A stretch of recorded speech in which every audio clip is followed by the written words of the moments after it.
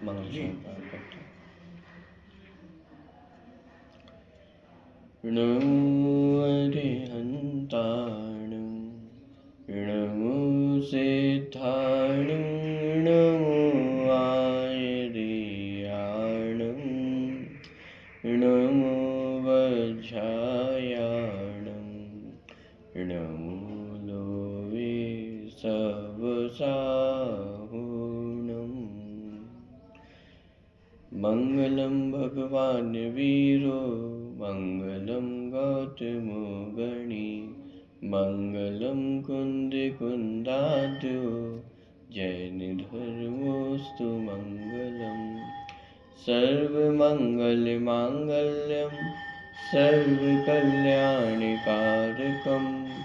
प्रधानम सर्वधर्माणां जैनं जयतु शासनम्।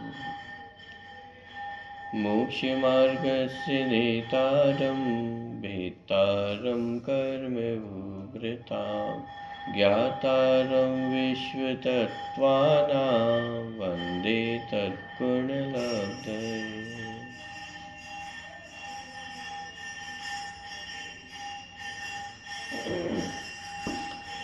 तत्पाल सूत्र जी ग्रंथ छठे अध्याय की चर्चा अपनी चल रही है। नाम कर्म के आश्रय के कारणों की चर्चा के अंतर्गत कल अशुभ नाम कर्म के आश्रय के कारणों की चर्चा अपने देखी थी। योग वक्रता और विसंवाद होना ये अशुभ नाम कर्म के आश्रय के कारण है। योग वक्रता अर्थात मन, वचन और काया, ये तीन प्रकार की योग है। तो इन तीनों प्रकार के योगों में कुटिलता होना, वक्रता होना, जैसा मन में है वैसा वचन में नहीं बोलना, जैसा वचनों से बोला है वैसा क्रिया से नहीं करना, कुटिलता होना, मायाचारी के परिणाम होना, तो ये अशुभ नाम कर्म के आश्रय के कारण है। इसके साथ विसंवाद करना, एक तो स्वयं के अंदर छल है और उस छल के कारण सामने वाले व्यक्ति से भी विसंवाद करना, झगड़ा करना, द्वंद्व करना, तो ये सब अशुभ नाम कर्म के आश्रय के कारण बनते हैं। अशुभ नाम कर्म प्रकृति माने सुंदर शरीर की प्राप्ति नहीं होना, अच्छी आवाज़ नहीं होना, अपयश कीर्ति का उदय होना, माने जिन जिन बाह्य नौ कर्मों को देख करके हम दुखी होते हैं अथवा जिन नौ कर्मों के कारण हम दुखी होते हैं, तो वो सब अशुभ नाम कर्म के उदय के अंतर्गत हो आ जाती है। तो योग वक्रता और विसंवाद होना ये अशुभ नाम कर्म के आश्रय के कारण है। इसके साथ साथ ही चार शब्द का प्रयोग किया गया है सूत्र में, तो वो ये बताता है कि इसके साथ साथ और भी कारण हैं जो अशुभ नाम कर्म के आश्रय के कारण है। बहुत से कारणों की चर्चा कल अपन ने देखी थी। हाँ, तो मिथ्या दर्शन सबसे पहला तो कारण ही दिया, मिथ्या दर्शन ये अशुभ नाम कर्म के आश्रय का कारण है। फिर उसके साथ साथ बहुत से कारण दिए थे, झूठी गवाही देना, चुगली करना, अत्यंत तीव्र चर्चाएं करना और तोल माप में गड़बड़ करना। इसके अलावा अग्नि दावाग्नि जलाना, ईंट भट्टे आदि का कार्य करना, माने बहुत अधिक हिंसा के व्यापार आदि करना, तो ये सब अशुभ नाम कर्म के आश्रय के कारण है। अब जो शुभ नाम कर्म के आश्रय का कारण है उसकी चर्चा देखते हैं। 23वें नंबर का सूत्र है, तद विपरीतम शुभस्य। तद विपरीतम शुभस्य, तद विपरीतम माने ऊपर जो अपन चर्चा करके आए अशुभ नाम कर्म के आश्रमों के कारणों की, उससे विपरीत शुभ नाम कर्म के आश्रय के कारण है। तो तद विपरीतम शुभस्य, तो योग वक्रता ये अशुभ नाम कर्म के आश्रय का कारण था, तो योगों की सरलता ये शुभ नाम कर्म के आश्रय का कारण है। विसंवाद ये अशुभ नाम कर्म के आश्रय का कारण था, तो विसंवाद नहीं करना ये शुभ नाम कर्म के आश्रय का कारण है। कहने का तात्पर्य परिणामों में सरलता होना, सहजता होना, मायाचारी के परिणाम नहीं होना, किसी के अहित करने का परिणाम नहीं होना, चोरी आदि करने का परिणाम नहीं होना। तो इस प्रकार से योगों में मन वचन काया में सरलता होना और मन पवित्र होना, माने जैसे मन की पवित्रता है वैसे ही बाहर भी झलके, वचनों में भी झलके, क्रिया में भी झलके। तो इस प्रकार योगों की सरलता होना और अविसंवादी होना, माने विसंवाद नहीं करना, झगड़ा नहीं करना व्यर्थ का किसी से भी।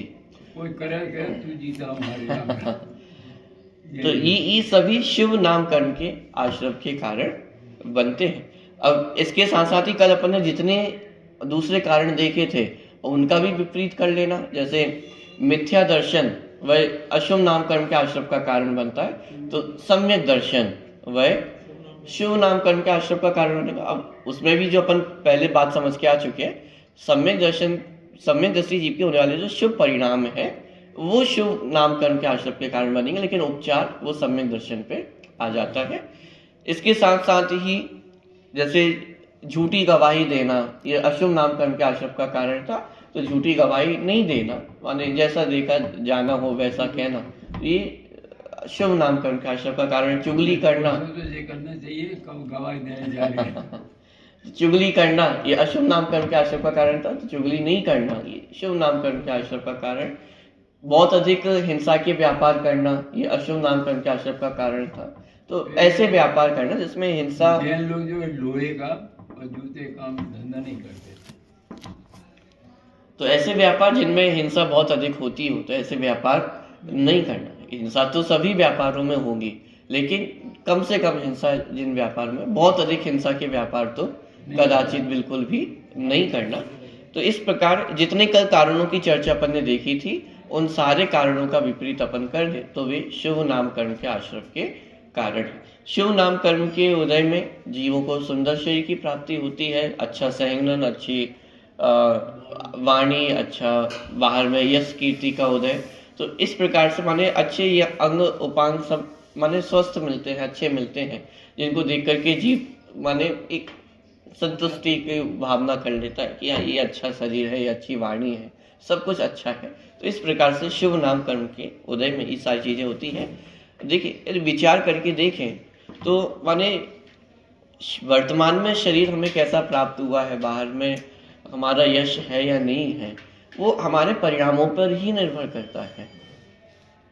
हम कितना भी निमित्तों पर दोषारोपण करें कि सब निमित्त अच्छे नहीं है, निमित्त वैसे है, लेकिन मूलतः उसके पीछे यदि कारण में जाकर के देखेंगे तो वो हमारे परिणाम ही है। हमारे परिणामों के कारण ही वर्तमान में आज जैसी हमें शरीर की रचना प्राप्त हुई है, वो सब हमारे पूर्व के परिणामों का ही फल है। और जान मेरे जी फायदा है, परिणाम समता रहती है। हाँ, तो माने वर्तमान में जो रिजल्ट दिखाई दे रहा है वो तो पूर्व कर्मों के उदय का फल है, लेकिन वर्तमान में हम अपने परिणामों की संभाल कर सकते हैं। वर्तमान में हम अपने परिणामों का विचार कर सकते हैं कि वर्तमान में हम कैसे परिणाम कर रहे हैं।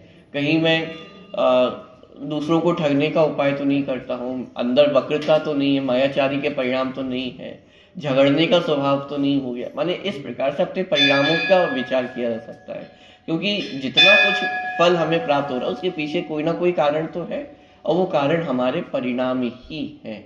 जो भी वर्तमान में हमें उदय प्राप्त हुए हैं, जैसा भी शरीर प्राप्त हुआ है, जैसा रंग प्राप्त हुआ, जैसी वाणी प्राप्त हुई है, वो सब हमारे परिणामों का ही फल है। ठीक है, तो ये शुभ नाम कर्म और अशुभ नाम कर्म दोनों ही के आश्रम के कारण अपन यहाँ पे देखेंगे। जैसे यहाँ पे कुछ उदाहरण भी दिया है अंतिम पैराग्राफ में। इसी प्रकार इससे उल्टे भाव शुभ नाम कर्म के संदर्भ में भी जोड़े जा सकते हैं, जैसे धार्मिक व्यक्तियों के प्रति आदर भाव होना, संसार भीरुता, अप्रमाद आदि भाव भी शुभ नाम कर्म के आश्रम के कारण है। ये भी माने और भी कारण यदि अपन देखें तो धर्मात्माओं के प्रति आदर का भाव होना, सत्कार का भाव होना, साधर्मियों के प्रति वात्सल्य का भाव होना, इसके साथ ही संसार भीरुता होना, माने संसार में सुख की इच्छा नहीं, सुख की वांछा नहीं होना, संसार से पार होने की भावना होना, अप्रमाद आदि भाव भी, ये सब शुभ नाम कर्म के आश्रम के कारण है। ठीक है, चलिए। संदर्भ में डॉक्टर साहब से प्रश्न किया था, तो डॉक्टर साहब ने जवाब दिया था, ऐसो पंचनामो यारो सब पाप सुनासो, सब पापों में। तो डॉक्टर साहब ने कहा था कि ऐसा मत समझ न बेटा, तो मंदिर में न वो काल मंत्र पड़ जाए, हम 24 घंटे झूठे काम करें कहने को तो ये है उसके समय में कर्मों का बंधन नहीं होगा, नवकार मंत्र खोल रहे। चलिए, अब यहाँ पर नामकरण के आश्रमों की चर्चा करते हुए दो भेद तो यहाँ पे किए ही, एक अशुभ नामकरण और एक शुभ नामकरण। इसके आगे जो सूत्र आने वाला है 24वें नंबर का सूत्र, इसमें एक विशिष्ट प्रकृति, नामकरण की विशिष्ट प्रकृति के आश्रमों के कारणों की चर्चा की गई है, वो है तीर्थंकर नामकरण प्रकृति। हालांकि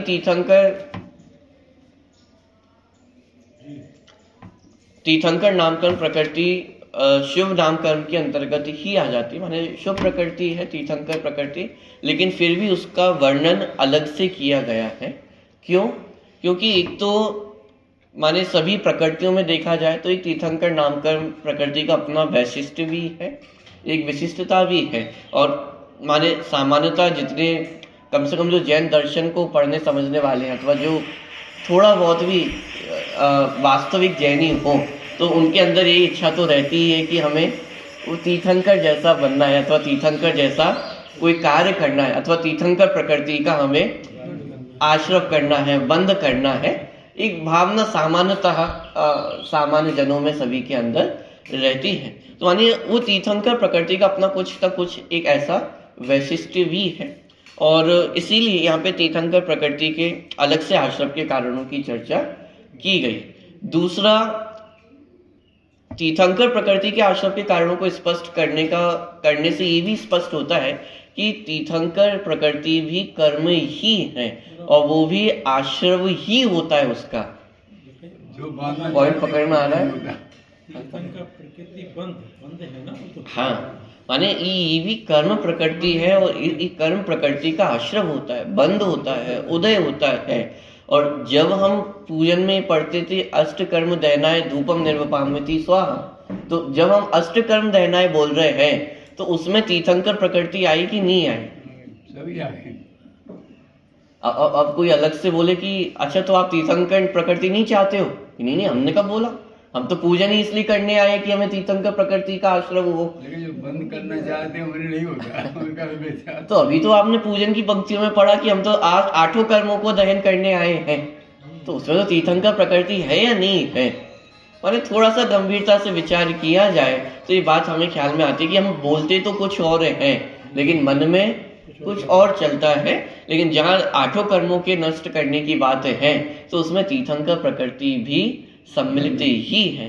तीर्थंकर प्रकृति भी संसार का ही कारण है, माने तीर्थंकर प्रकृति का अभाव किए बिना भी संसार से पार नहीं हुआ जा सकता। ये भी कर्म प्रकृति है, इसका भी आश्रव है, और जहाँ आश्रव है तो इसके पीछे होने वाले जो परिणाम हैं वो भी कैसे होंगे?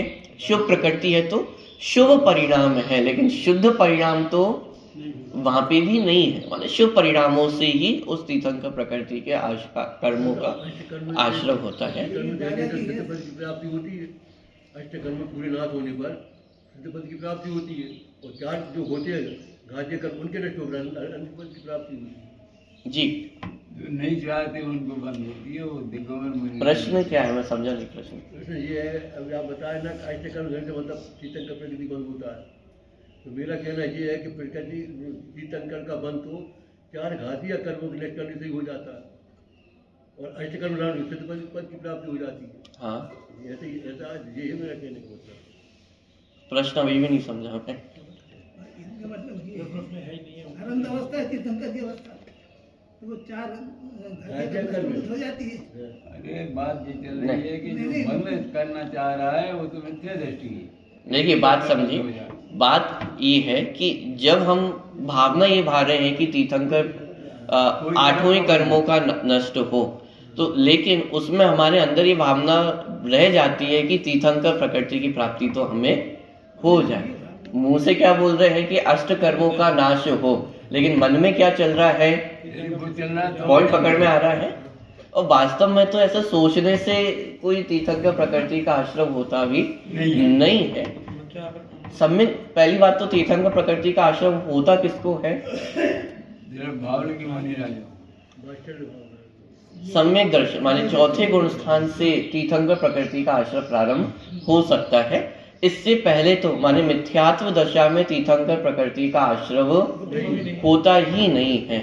उसमें भी जो कर्म भूमि के मनुष्य हैं उनको ही तीर्थंकर प्रकृति का आश्रव प्रारंभ हो सकता है। उसमें भी महिलाओं को नहीं होता, पुरुषों को ही होता है।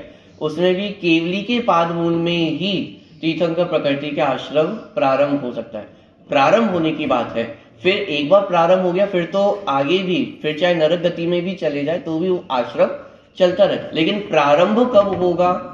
सम्यक दृष्टि जीव को ही होगा, सम्यक दृष्टि पुरुष को ही होगा, तीर्थंकर के पाद मूल में होगा, कर्म भूमि मनुष्य को ही होता है। मानी संतों को ही होता है। ये कुछ शर्तें कि जो तीर्थंकर प्रकृति के आश्रम के कारणों के अंतर्गत है।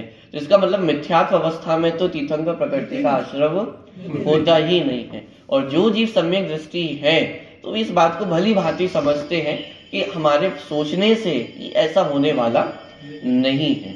दूसरा, तीर्थंकर ये नामकरण के आश्रम के कारणों में 16 कारण भावनाओं की चर्चा आने वाली है।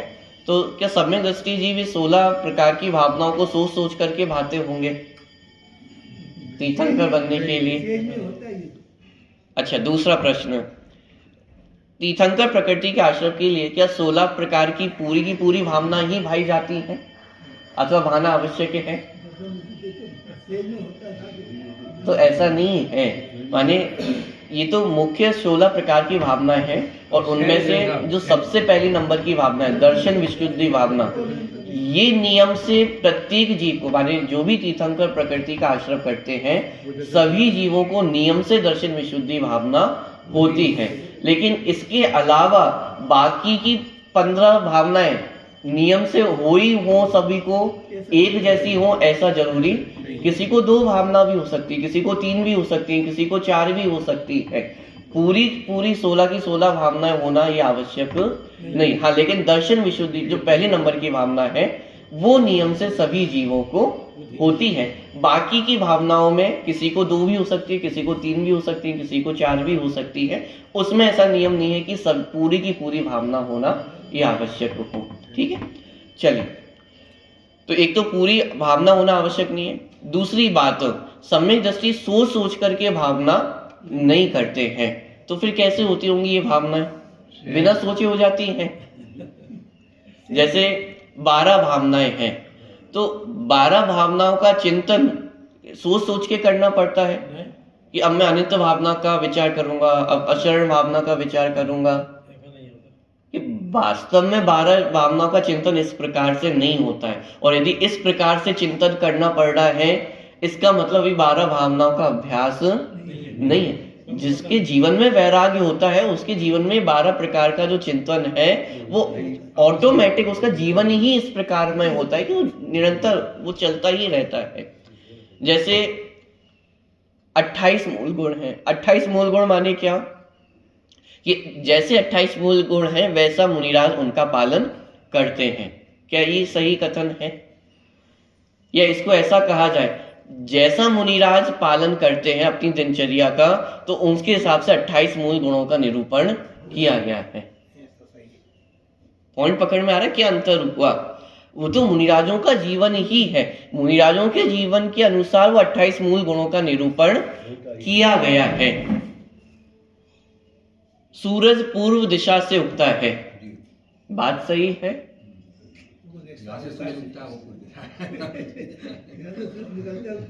क्या जहां से सूरज उगता है उसे पूर्व दिशा कहा जाता है? कल को यदि पश्चिम से उगने लग जाए तो?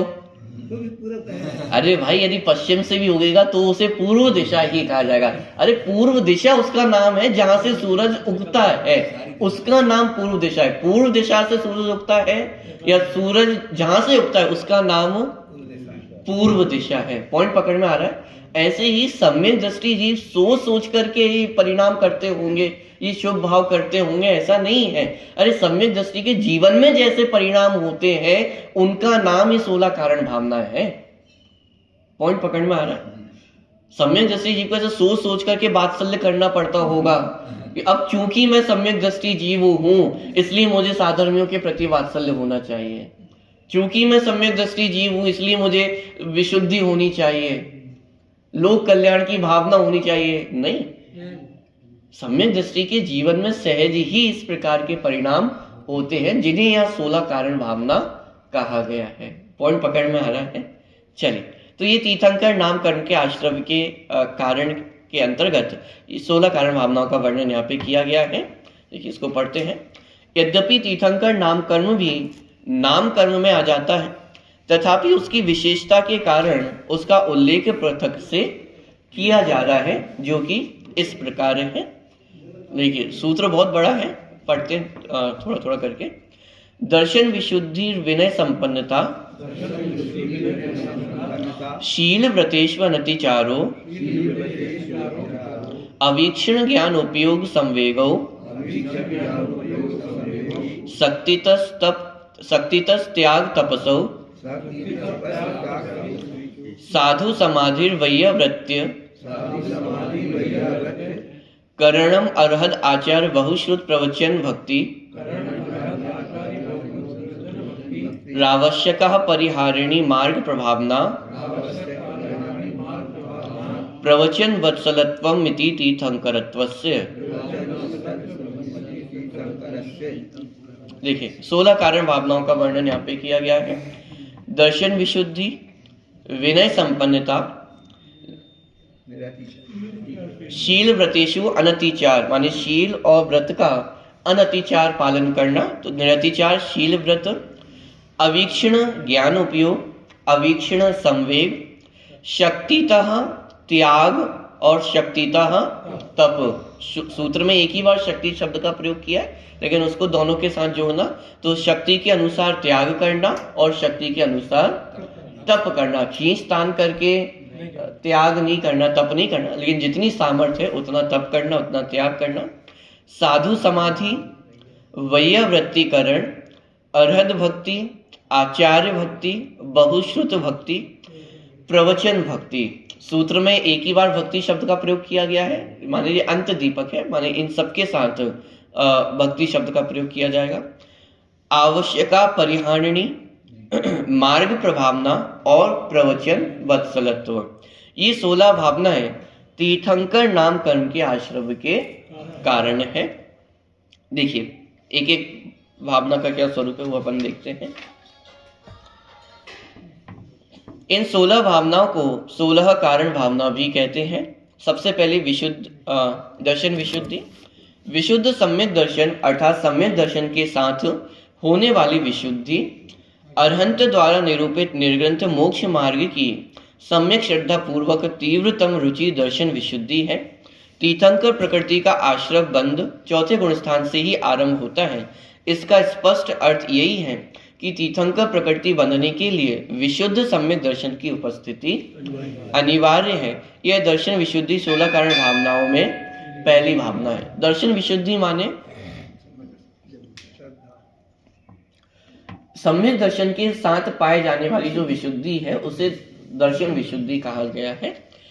ये दर्शन विशुद्धि भी ऐसे सोच सोच करके नहीं होती है, जैसा अपन ने पहले चर्चा की थी कि सम्यक दृष्टि हूँ इसलिए विशुद्धि होना चाहिए, अथवा सोच सोच करके कि अब मुझे अपने परिणामों को संभाल कर रखना है, अब परिणामों को संभाल करके रखना है, ऐसे वो विशुद्धि उत्पन्न होने वाली नहीं। सम्यक दृष्टि के जीवन में भी आप कषायों के उदय देखेंगे। सम्यक दृष्टि जीव को भी क्रोध आता हुआ आपको दिखाई देगा। सम्यक दृष्टि के जीवन में भी जिस स्तर पे है उस स्तर पे वो परिग्रह भी इकट्ठा करता हुआ दिखाई देगा। राजा है, चक्रवर्ती है, तो राजमहल में ही रहता हुआ दिखाई देगा। 96,000 शादियां करता हुआ भी दिखाई दे सकता है। माने ये सारी चीजें बाहर में जो है वो आपको एक सम्यक दृष्टि जीव और एक मिथ्या दृष्टि जीव, बाहर से यदि आप देखोगे तो कदाचित कोई अंतर आपको उसमें दिखाई नहीं देगा। मान लीजिए 2 जीव है, वो व्यापार कर रहे हैं। एक तरफ ज्ञानी सम्यक दृष्टि जीव वो भी व्यापार कर रहा है, और लगी हुई एक दुकान है उसमें अज्ञानी जीव मिथ्या दृष्टि जीव वो भी व्यापार कर रहा है। ऊपर से देखने पे आपको ऐसा कोई भेद आपको दिखाई दे, ऐसा जरूरी नहीं है कि आप कह सको कि ये सम्यक दृष्टि जीव है और ये मिथ्या दृष्टि जीव। सम्यक दृष्टि जीव व्यापार कर रहा होगा तो वो भी अपना मुनाफा तो निकालेगा कि नहीं निकालेगा, और उसके लिए उसे बार्गेनिंग भी करनी पड़े तो वो करता हुआ दिखाई देगा कि नहीं देगा। और दूसरी तरफ हो सकता है अज्ञानी मिथ्या दृष्टि जीव हो और थोड़ी दरिया दिली दिखाता हुआ दिखे, इस आप चलते में ले जाओ, क्या याद रखोगे आप भी? होगा, हो सकता है कि नहीं हो सकता है? कौन सम्यक दृष्टि है, कौन मिथ्या दृष्टि है? माने बाहर से निर्णय करना संभव नहीं है। हाँ, लेकिन कोई एक ऐसी चीज तो है जो ये भेद करती है कि ये सम्यक दृष्टि और ये मिथ्या दृष्टि। वो चीज ऐसी नहीं है कि जो आप लिख के बता सके, आंखों से आपको दिखाई दे जाएगी। वो कोई एक ऐसी चीज है जो उनके हृदय में होती है। वो क्या है? सम्यक दृष्टि जीव व्यापार करते हुए भी उस व्यापार से विरक्त रहता है, व्यापार करते हुए भी निरंतर उसका भेद ज्ञान ही बरतता है कि ये करने योग्य कार्य नहीं है। मिथ्या दृष्टि व्यापार करता हुआ उस व्यापार में रम जाता है और सम्यक दृष्टि जीव उस व्यापार को करता हुआ भी चित्त उसका उधर से उदासीन रहता है, विरक्त रहता है। अब वो विरक्तता ऐसी विरक्तता नहीं है कि आपको ऊपर से दिखाई दे जाएगी कि अरे विरक्त हो तो फिर व्यापार करने जाते ही क्यों हो। पॉइंट पकड़ में आ रहा है? जो हमारे अंदर एक तर्क रहता है कि यदि सच में उदासीन हो, सच में विरक्त हो तो व्यापार करते ही क्यों? यदि सच में आप विरक्त हो, चक्रवर्ती से कोई पूछे तो वह राजमहल में रहते ही क्यों हो? छोड़ करके चले जाओ ना। पॉइंट पकड़ में आ रहा है? ये वो विरक्तता नहीं है जो आपको ऊपर से दिखाई देगी। हाँ, लेकिन उनके हृदय में, उनके चित्त में वो उदासीनता, वो विरक्तता निरंतर उनके हृदय में चलती रहती है, जिस कारण से वो सम्यक दृष्टि है और एक मिथ्या दृष्टि जीव है। पॉइंट पकड़ में आ रहा है? तो सम्यक दृष्टि के जीवन में ये जो दर्शन विशुद्धि कहा जा रहा है, ये 24 घंटे ही चलती है। जिस समय उनके जीवन में आपको क्रोध की तीव्रता भी दिखाई दे रही होगी, उस समय भी उनके जीवन में दर्शन विशुद्धि है। और मिथ्या दृष्टि के जीवन में जिस समय परिणाम बहुत शांत दिखाई दे रहे हो, कदाचित मंदिर में आकर के बहुत भक्तिमय परिणाम से भक्ति करता हुआ, पूजन करता हुआ भी दिखाई दे रहा हो, तो भी उसके जीवन में दर्शन विशुद्धि नहीं है। और सम्यक दृष्टि के जीवन में कदाचित कषाय का उदय भी दिखाई दे रहा हो, तो भी उसके जीवन में दर्शन विशुद्धि पाई जा रही है। पॉइंट पकड़ में आ रहा है? दर्शन विशुद्धि कुछ समय के लिए पाई जाने वाली चीज नहीं है, ये सम्यक दृष्टि के जीवन में 24 घंटे पाई जाने वाली चीज है। तो ये दर्शन विशुद्धि, तो विशुद्ध सम्यक दर्शन अर्थात सम्यक दर्शन के साथ होने वाली विशुद्धि अरहंत द्वारा निरूपित निर्ग्रंथ मोक्ष मार्ग की सम्यक श्रद्धा। तो ये जो सम्यक श्रद्धा है वो कब टूट जाती है? सदा बनी है। सम्यक दृष्टि के जीवन में मोक्ष मार्ग के प्रति जो अटूट श्रद्धा है, देव शास्त्र गुरु के प्रति जो श्रद्धा है, सात तत्व के प्रति जो श्रद्धा है, वो सदा ही बनी रहती है, वो कभी टूटती नहीं है। मोक्ष मार्ग की सम्यक श्रद्धा पूर्वक तीव्रतम रुचि वह दर्शन विशुद्धि है। तीर्थंकर प्रकृति का आश्रम बंध चौथे गुण स्थान से ही आरंभ होता है। इसका स्पष्ट अर्थ यही है कि तीर्थंकर प्रकृति बनने के लिए विशुद्ध सम्यक दर्शन की उपस्थिति अनिवार्य है। यह दर्शन विशुद्धि 16 कारण भावनाओं में पहली भावना है। ठीक है, चलिए दूसरी, विनय संपन्नता। दर्शन ज्ञान चारित्र स्वरूप मोक्ष मार्ग रूप परिणामों एवं दर्शन ज्ञान चारित्रवंत जीवों के प्रति विनय भावों से संपन्न होना विनय संपन्नता नाम की दूसरी 16 कारण भावना है। एक तो स्वयं के दर्शन ज्ञान चारित्र के जो परिणाम है उनमें विनय होना, माने स्वयं सम्यक दर्शन ज्ञान चारित्र को प्राप्त होना और उनके प्रति विनय बरतना। और दूसरा, जिन्होंने अपने जीवन में सम्यक दर्शन ज्ञान चारित्र की प्राप्ति की है, ऐसे जीवों के प्रति विनयवंत होना, वह विनय संपन्नता नाम की दूसरी 16 कारण भावना है। आप जैसे जैसे आगे अपन और भावनाएं पढ़ेंगे ना, तो एक बात आपके चित्र में आ सकती है कि इस प्रकार की भावना तो सभी सम्यक दृष्टि जीवों को होती होगी। दर्शन विशुद्धि कौन से सम्यक दृष्टि जीव को नहीं होगी? सभी को होगी। विनय संपन्नता माने साधर्मियों के प्रति, पंच परमेष्ठियों के प्रति, देव शास्त्र गुरु के प्रति विनय किस सम्यक दृष्टि जीव को नहीं होगी? सभी सम्यक दृष्टि जीव को होगी। माने 16 प्रकार की जो भावना अपन यहाँ पे पढ़ने वाले हैं, वो 16 प्रकार की भावनाएं आपको सभी सम्यक दृष्टि जीवों में देखने को मिलेगी। तो फिर सभी सम्यक दृष्टि जीव तीर्थंकर प्रकृति का आश्रय क्यों नहीं करते हैं? पॉइंट पकड़ में आ रहा है? ये होने बनती है। नहीं, सम्यक दृष्टि जीवों को तो वैसे भी माने तीर्थंकर प्रकृति के आश्रय करने की इच्छा नहीं है, लेकिन तब भी सभी सम्यक दृष्टि जीव तीर्थंकर प्रकृति का आश्रम नहीं करते हैं। एक भरत क्षेत्र में यदि अपन बात करें तो एक योग में 24 ही होंगे, 24 से अधिक तो नहीं हो सकते हैं। तत्समय की योग्यता है कि क्या प्रकृति में? अंतिम उत्तर तो यही है कि माने उस जीव की योग्यता है, भवितव्यता है, माने जिस जीव की योग्यता है वो बनते हैं, जिसकी नहीं है नहीं बनते हैं। दूसरी बात ये है कि सामान्यतः तो ये परिणाम सभी सम्यक दृष्टि जीवों में पाए जाते हैं, लेकिन उसमें भी जिन्हें तीर्थंकर प्रकृति का आश्रम होना हो तो उनके परिणाम कुछ अलग जाति के ही होते हैं। जैसे एक तो सभी में जन कल्याण की भावना है। एक यदि कोई साधारण माने एक सज्जन व्यक्ति भी हो, एक सज्जन से सज्जन व्यक्ति भी ले तो एक सामान्य भावना की सभी का अच्छा हो, अपन पढ़ती भी ना भावना में, प्रेम भाव हो सब जीवों से, गुणी जनों में हर्ष प्रभु, घर घर चर्चा रहे धर्म की। तो माने ये जो एक भावना है, ये तो एक सामान्य जैनी भी हो, सच्चा माने नामधारी लेकिन सच्चा जैनी हो तो भी उसके हृदय में ये भावना तो रहेगी कि भाई सभी जीव जगत में कैसे रहे, सुखी रहे, अच्छे रहे, किसी को कोई संकट ना आए, घर घर स्वाध्याय हो, तत्व की चर्चा हो, मंदिर जाए सभी, ये भावना तो सभी के हृदय में होती है। लेकिन फिर भी जो विशिष्ट सम्यक दृष्टि जीव है अथवा जिनको तीर्थंकर प्रकृति का आश्रम होने वाला है, उनकी भावना कुछ अलग जाति की ही होती, मतलब उसमें भी और विशिष्टता लेकर के और प्रगाढ़ता लेकर के वो उस प्रकार की भावना होती है। तो होता है ना, एक अपन एक ही स्थान पे बैठे हुए इतने जीव हैं, एक ही प्रकार का स्वाध्याय सुन रहे हैं, लेकिन तब भी सबके परिणाम, यदि ये भी कहे कि अभी वर्तमान में सबके परिणाम कैसे विशुद्ध है, लेकिन उस विशुद्धता में भी अंतर होगा कि नहीं होगा, ये तो मात्र अभी एक मान करके चल रहे हैं कि सभी जीवों के परिणाम कैसे है, विशुद्ध है। किसी के संक्लेश परिणाम भी हो सकते हैं, कोई बार बार घड़ी देख करके संक्लेश भी कर रहा होगा कि अरे इतना समय हो गया, इतना समय हो गया, अब तो छोड़ दो, तो लेकिन मान के चल रहे हैं कि सबके विशुद्ध परिणाम है। लेकिन उन विशुद्ध परिणामों में भी क्या सबके एक जैसे विशुद्ध परिणाम होंगे? उसमें भी तीव्रता मंदता पाई जा रही होगी ना। तो उसी तरह जिन जीवों को तीर्थंकर प्रकृति का आश्रम होना होता है तो उनकी जो परिणामों की तीव्रता है वो बहुत अधिक, माने बहुत उत्कृष्ट जाति के वो परिणाम होते, इतना ही अंतर अपन मोटा मोटा समझ सकते हैं। बाकी सामान्यता तो सभी सम्यक दृष्टियों को दर्शन विशुद्धि है, उनके अंदर भी विनय संपन्नता होती है, लोगों के प्रति विनय हुई, तो ये सारी प्रकार की भावना उनके अंदर भी होती है।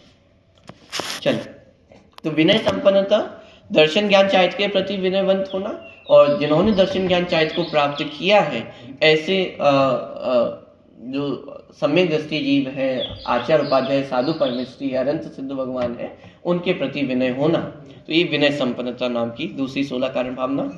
तीसरी, 5 व्रतों और 7 शील व्रतों का निरतिचार पालन करना, निरतिचार शील व्रत नाम की तीसरी 16 कारण भावना है। माने जितने व्रत आदि का पालन है तो उसमें अतिचार ना लगे, इस प्रकार की सावधानी बरतते हुए निरतिचार व्रतों का पालन करना, वह निरतिचार शील व्रत नाम की तीसरी 16 कारण भावना। हाँ, इन 5 व्रतों और 7 शील व्रतों का स्वरूप अगले अध्याय में विस्तार से समझाया जाएगा। चौथा, जीवादि स्वतत्व विषयक सम्यक ज्ञान की आराधना में निरंतर उपयोग लगा रहना अवीक्षण ज्ञान उपयोग नामक चौथी 16 कारण भावना है।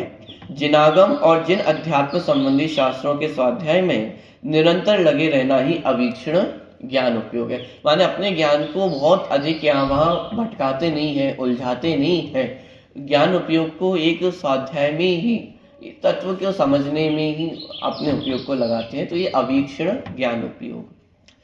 पांचवा, संसार दुखों से निरंतर विरक्त रहना अवीक्षण संवेग नाम की 5वीं 16 कारण भावना है।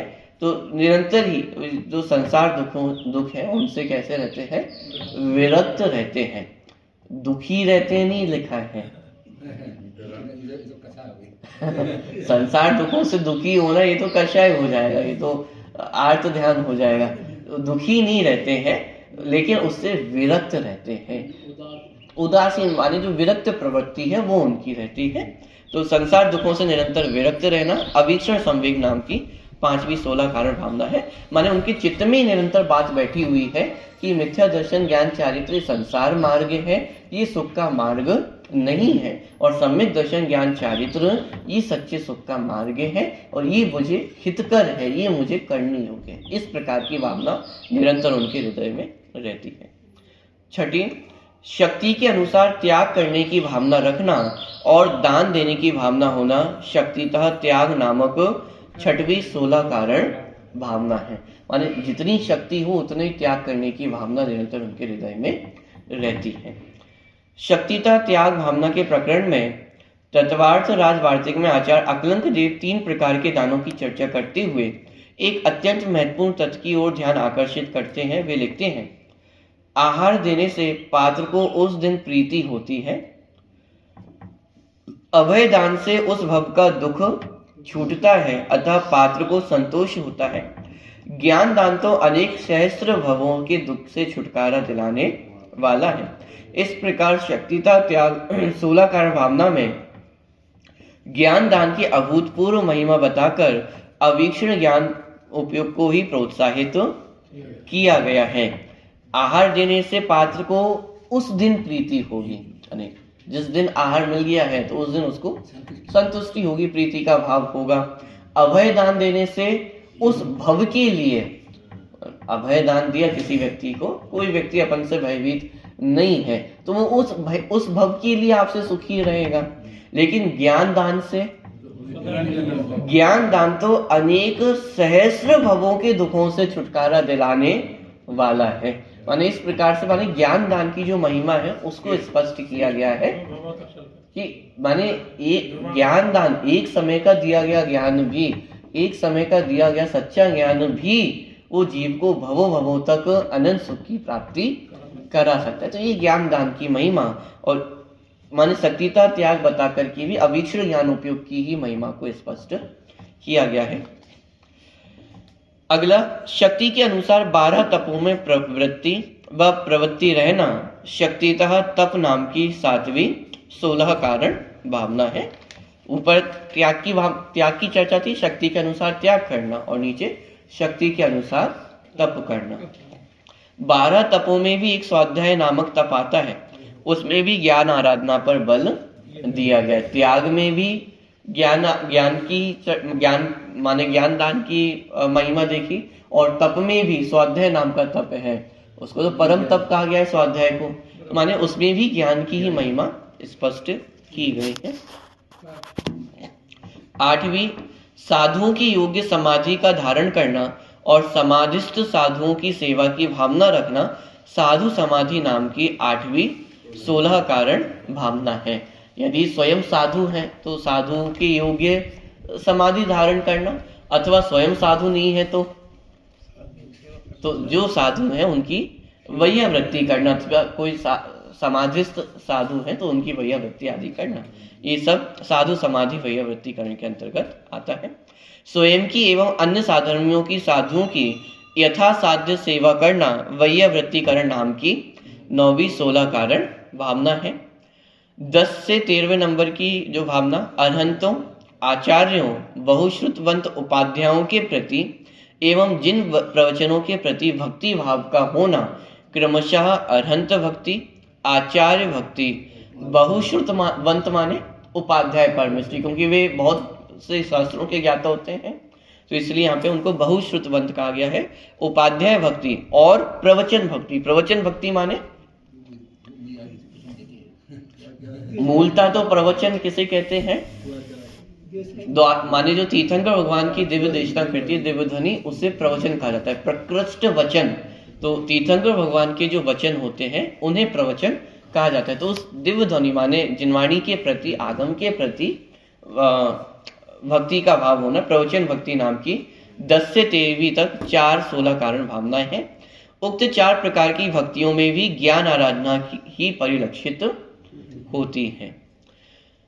14वीं नंबर की 6 आवश्यकों का परिपालन करना आवश्यक अपरिहारिणी नामक 14वीं 16 कारण भावना है। मुनिराजों और श्रावकों दोनों के षट आवश्यकों में स्वाध्याय नामक आवश्यक है, जबकि गृहस्थ के देव पूजा आदि आवश्यक मुनिराजों में छूट जाते हैं। यानी कुल मिलाकर के बताना चाह रहे हैं कि ज्ञान की कितनी महिमा है। 15वें नंबर की, रत्नत्रय के तेज से अपने आत्मा की प्रभावना करना और दान पूजा आदि के माध्यम से जिन दर्शन की प्रभावना करना मार्ग प्रभावना नाम की 15वीं 16 कारण भावना है।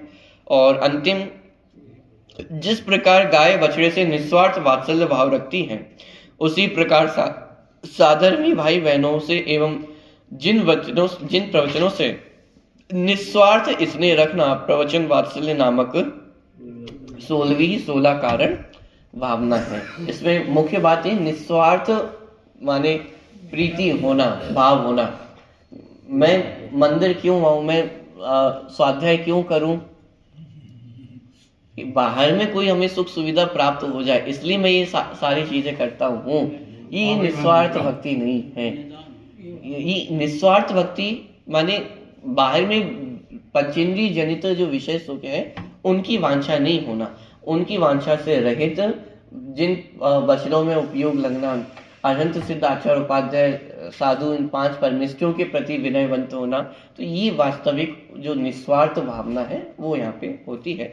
तो साधर्मियों के प्रति और माने अपने परिवारजन के प्रति भी, साधर्मियों के प्रति भी और अपने प्रति भी तो वात्सल्य का भाव होना, वह प्रवचन वात्सल्य नामक 16वीं 16 कारण भावना है। इस प्रकार हम देखते हैं कि इन 16 कारण भावनाओं में भी स्वाध्याय की ही प्रमुखता है। तो ये 16 कारण भावनाएं तीर्थंकर प्रकृति के आश्रव का कारण बनती है तो मूलतः आश्रव का ही कारण है, निर्जरा का कारण नहीं है। चलो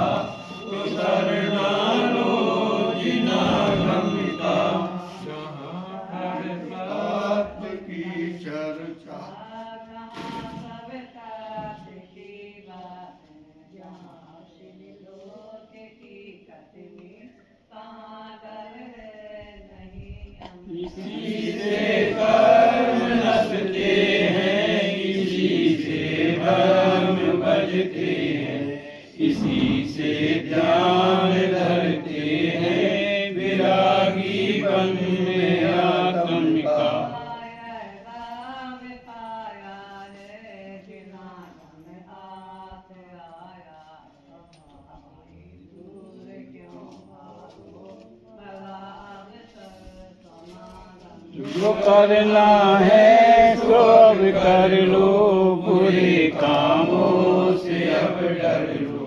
कहे मुल्तान सुन भाई, भरोसा है एक पल का।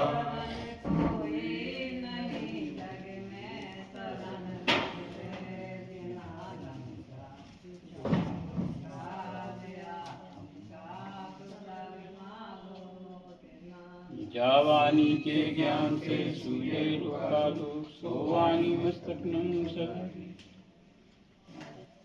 गोल्द्वार शाम माता की जय।